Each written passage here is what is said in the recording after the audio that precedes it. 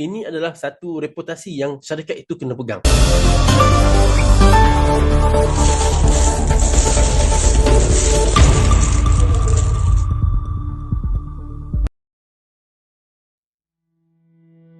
Hari ini saya nak berkongsikan dengan anda semua tentang 7 ciri-ciri emas yang terbaik. Emas seperti mana kita tahu ada macam-macam bentuk, macam-macam jenis. Kat sini saya nak kongsikan dengan anda semua 7 kriteria yang kita kena tahu supaya kita pilih emas yang betul. Bukan semua emas yang bagus untuk kita miliki untuk sebagai simpanan dan pelaburan. Kita kena pilih item emas yang betul. So 7 ciri itu akan saya huraikan di sini kepada anda semua. Jom kita kongsikan bersama. Yang pertama, ciri emas yang terbaik, yang pertama adalah harga mesti rendah. Okey, kita mesti nak beli emas pada harga yang rendah, harga yang jimat. Kita pun jimat dalam proses membeli emas tu. Okey, caranya adalah bagaimana? Kita kena buat comparison. Kita buat comparison dengan 3 buah syarikat. At least minimum 3 buah syarikat. Lebih pun bagus. Okey, syarikat A, syarikat B, syarikat C. Kita tengok di manakah harga contoh kita nak beli 1 gram emas. Kedai A jual berapa, kedai B jual berapa, kedai C jual berapa. Pada emas yang kualitinya sama. Contoh jika kita bandingkan emas 99.9, so kita kena bandingkan dengan harga kedai lain pun emas 99.9 pada harga 1 gram. Okey, so tetapi harga yang murah belum tentu yang terbaik. Kena pastikan kita beli emas ni dengan package yang sesuai.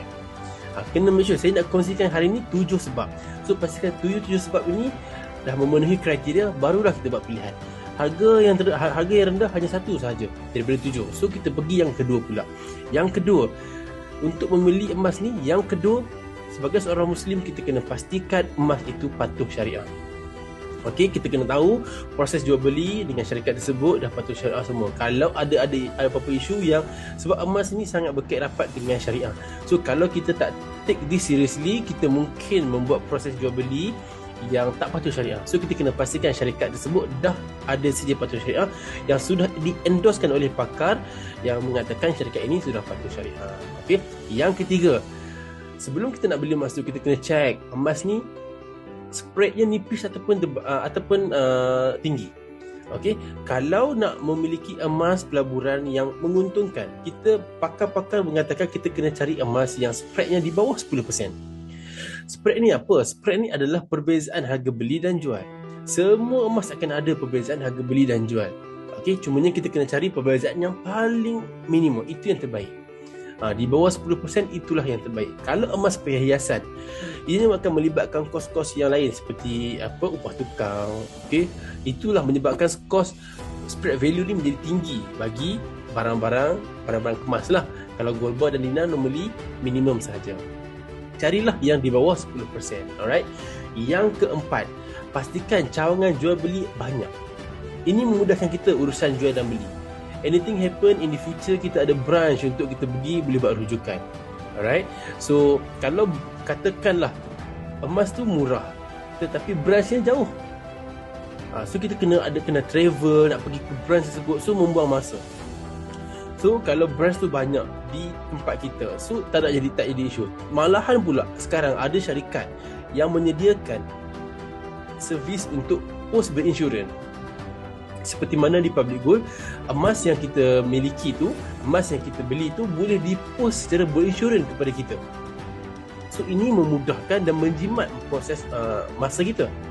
Okey, kita tak payah hadap jam, tak payah bayar tol, minyak, semua tu dah jimat. Alright. Sebab tu kita kena pilih emas tu dalam package. Yang keempat, saya dah ceritakan 4 kriteria. Yang kelima, syarat jual beli tu tak cerewet. Kalau beli normally, banyak-banyak bila saya buat comparison, nak beli mudah, bila nak jual balik dia ada banyak hal. Dia ada minta resit balik lah, emas koyak, emas dah patah tak boleh, resit hilang tak boleh jual balik. So benda-benda ni membuatkan kita sebagai pelabur emas, penyimpan emas rugi. So kita nak make sure tempat yang kita nak berjual beli ni, okey, telus. Nak beli pun mudah, nak jual pun mudah. Ini kita kena check track record sesebuah syarikat tu dalam proses jual dan beli. Okey. Yang keenam, stok mesti tak ada had. Harga emas naik, dia boleh jual macam biasa. Harga emas turun pun dia jual macam biasa. Ini adalah satu reputasi yang syarikat itu kena pegang. Apa yang pernah berlaku sebelum ini adalah bila mana harga emas tinggi, syarikat itu nak jual saja. Bila harga emas rendah, dia cakap stoknya tak ada. Ini yang kita tak nak. Okey, kita nak memastikan syarikat tersebut proses jual belinya transparent. Anything about the price, syarikat itu ada stok. Seperti mana yang berlaku di public gold. Harga emas tinggi, harga emas rendah, tak ada isu. Stok kita boleh lock the price anytime, tak ada isu. Kita boleh dapat emas yang berdasarkan harga yang kita purchase. Alright. Yang terakhir, yang ketujuh, emas yang kita miliki tu mestilah mesra Arhanu. Sebab Arhanu ni merupakan satu medium yang penting sebagai seorang penyimpan dan pelabur emas. Sebab bila ada emas, kita boleh gunakan emas tu di masa hadapan. So cara nak guna tu kita kena manfaatkan institusi Arhanu. Kalau emas yang syarikat tersebut jual tak mesra Arhanu tak nak terima, itu menyebabkan kesusahan kita di masa hadapan. So macam emas public gold, dia tak ada isu. Di mana-mana Arhanu pun boleh terima. Arhanu Pos, Arhanu Bank Muamalat, Arhanu Koop Bank Persatuan, Arhanu KDE, okey, Arhanu Koop Tentera, macam-macam Arhanu terima. Okey, Arhanu Tekun. So bila emas tu mudah diarhanukan, itu menunjukkan emas itu dah ada kriteria yang bagus. Conclusionnya di sini, untuk membeli emas, pastikan emas tu dah cukup kriteria. Saya dah kongsikan 7 kriteria tersebut. Yang pertama, harga mesti murah. Yang kedua, patuh syariah. Yang ketiga, spread nipis. Yang keempat, cawangan jual beli itu banyak. Yang kelima, syarat jual beli itu tak cerewet. Yang keenam, stok tak ada isu. Stok tak ada had. Anytime boleh beli dan jual. Yang terakhir, yang ketujuh, mesti mesra Arhanu. Okay, so berdasarkan pengalaman saya kurang lebih 8 tahun dalam bidang emas ini, saya dah buat kajian yang sangat mendalam. Dan Alhamdulillah saya menjumpa sebuah syarikat yang komplit. Ketujuh kriteria ini lengkap syarikat itu ada, iaitu syarikat public gold. Rakan-rakan boleh cek, boleh buat due diligence sendiri, boleh buat kajian sendiri dengan syarikat-syarikat lain di luar.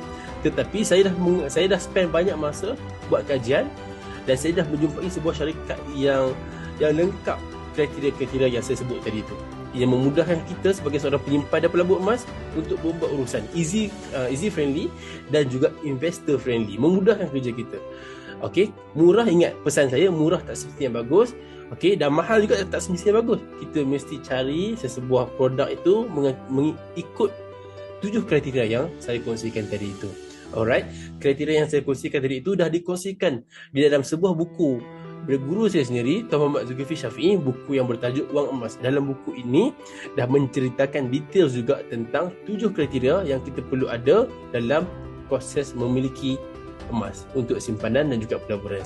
Saya harap ilmu yang saya kongsikan ini bermanfaat buat anda semua. Boleh like, komen dan share, dan juga subscribe untuk dapatkan info-info semasa, dan lebih banyak lagi saya akan kongsikan di channel Public Gold Malaysia ini. Terima kasih semua. Bye-bye.